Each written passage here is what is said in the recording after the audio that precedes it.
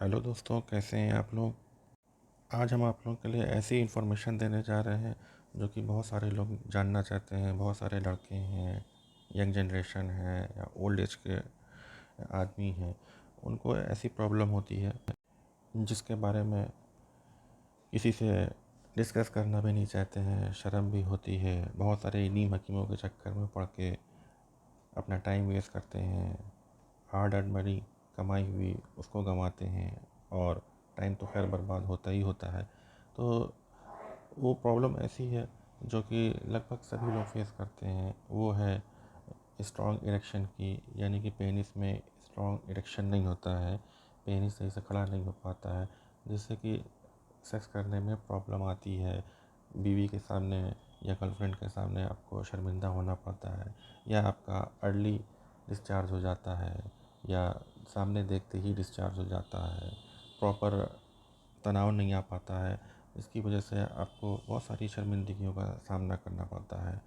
दोस्तों, इसके अलावा कुछ लोग अपनी गर्लफ्रेंड के साथ या वाइफ के साथ नाइट आउट करना चाहते हैं और अच्छी परफॉर्मेंस दिखाना चाहते हैं, तो उसके लिए भी ये दवा काम में आती है। उसको आप इस्तेमाल में ला सकते हैं, और वो दवा है जिसको हम जनरली विगोरा या मैनफोर्स के नाम से जानते हैं। ये इसका ब्रांड नेम है, और जिसका फार्मूला या जेनरिक नेम है सिल्डेनाफिल। तो ये दवा ऐसी है जो कि इन सब चीज़ों में बहुत अच्छा काम करती है। इस तरह की सारी प्रॉब्लम में बहुत अच्छा काम करती है और आपको एक स्ट्रॉन्ग इरेक्शन देती है। मैनफोर्स के बारे में सभी लोग जानते हैं, विगोरा के बारे में सभी लोग जानते हैं, बट उसको कैसे लेना है, कैसे इस्तेमाल करना है, कितने टाइम के पहले इस्तेमाल करना है, क्या करना है क्या नहीं करना है, इसके बारे में नहीं मालूम होता है। तो उसके बारे में आज हम आपको बताने जा रहे हैं। आगे बताने से पहले हम आपसे एक रिक्वेस्ट करना चाहते हैं कि आप इसको ज़्यादा से ज़्यादा शेयर करें। अगर ये बात पसंद आई, आपको मेरी इन्फॉर्मेशन पसंद आई, तो आप इसको लाइक करें, सब्सक्राइब करें मेरे चैनल को, जिससे हमें मोटिवेशन मिले और ज़्यादा इन्फॉर्मेशन अच्छी शेयर करने की। तो दोस्तों, पहले तो ये जान लेते हैं कि इसकी डोजेज क्या होती है, मतलब कितना गोली ले सकते हैं, क्या एमजी की ले सकते हैं।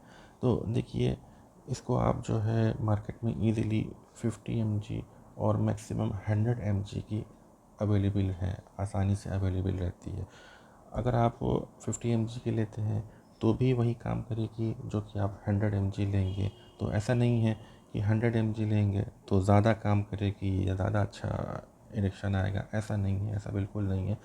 बल्कि मैं तो ये सलाह देता हूँ कि आप 50 एमजी लीजिए, उसकी आधी गोली यानी कि 25 एमजी आप उसको कर लीजिए, आधी गोली तोड़ के उसको आप लीजिए सेक्स करने से पहले, पार्टनर से मीट करने से पहले आधी गोली लीजिए, और कम से कम आधा घंटा पौन घंटा पहले लीजिए। तो उससे आपकी टाइमिंग अच्छी आएगी, जो कि दवा को आपके शरीर में काम करने के लिए टाइम चाहिए, तो वो आधा घंटा पौन घंटा उसके लिए काफ़ी होता है। और कोशिश कीजिए कि ये दवा खाली पेट लीजिए, मतलब खाना खाने से पहले या पेट थोड़ा खाली हो तब।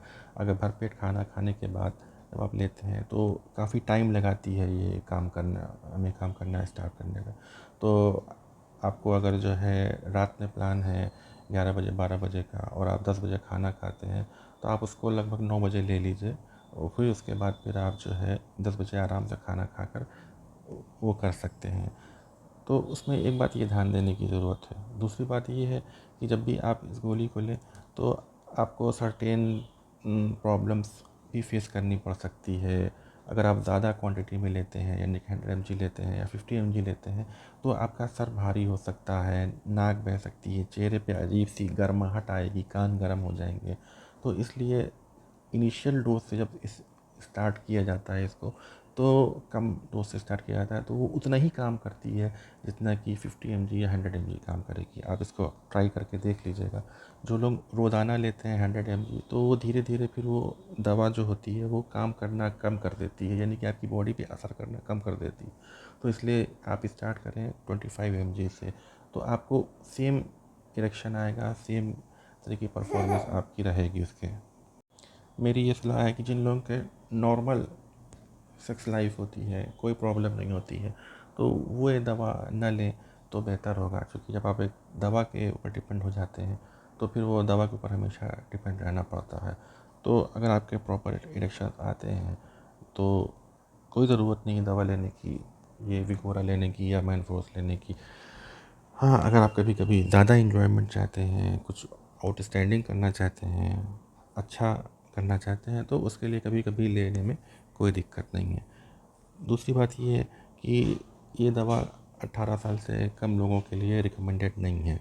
तो कोशिश करें कि आप 18 साल या उससे ऊपर के ही लोग हो जो कि इसको इस्तेमाल कर सकते हैं।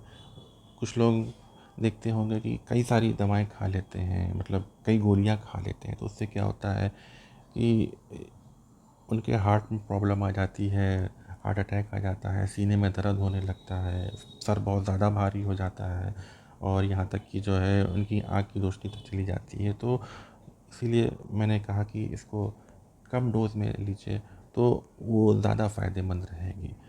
और आप आधा घंटा पौन घंटा पहले लेंगे तो अच्छी परफॉर्मेंस रहेगी और ये परफॉर्मेंस आपकी लगभग 6 घंटे तक आप ये कर सकते हैं। यानी कि ये दवा का टाइम ड्यूरेशन है आपके खाने के बाद, दवा खाने के बाद वो 6 घंटे तक रहता है। 4 से 6 घंटे तक आप आसानी से कई बार सेक्स कर सकते हैं। और इसके साथ ही जो है आपको ये ध्यान देना होगा कि इसके साथ कभी भी अल्कोहल शामिल ना करें, यानी कि शराब का सेवन इस दवा को लेने के बाद ना करें, उससे काफ़ी प्रॉब्लम आ सकती है। कुछ लोग अक्सर पूछते हैं कि ये दवा क्या मैं रोज़ ले सकता हूँ? हाँ, आप ये दवा रोज़ ले सकते हैं। अगर ज़रूरत है आपको तो आप रोज़ ले सकते हैं, मगर डोज़ उसकी कम ही रखिए, यानी कि 25 mg की डोज़ रखिए, तो आपको काफ़ी लंबे टाइम तक जो है आप इस दवा का आनंद ले सकते हैं। अब बात करते हैं कि ये दवा एक्चुअल में काम कैसे करती है। तो जब आप इस दवा को खाते हैं तो आपकी जो आर्टरीज़ होती है पेनिस की, उसमें बहुत ज़्यादा क्वांटिटी में ब्लड जाता है। और जब ज़्यादा क्वांटिटी में ब्लड जाता है तो उसको ढेर सारी ऑक्सीजन मिलती है, जिससे कि इसमें स्ट्रॉन्ग इरेक्शन होता है। जब भी आपका पेनिस इरेक्ट होता है, खड़ा होता है, तो उसमें ब्लड सप्लाई बहुत ढेर सारी बढ़ जाती है, जिससे कि वो इरेक्शन आता है।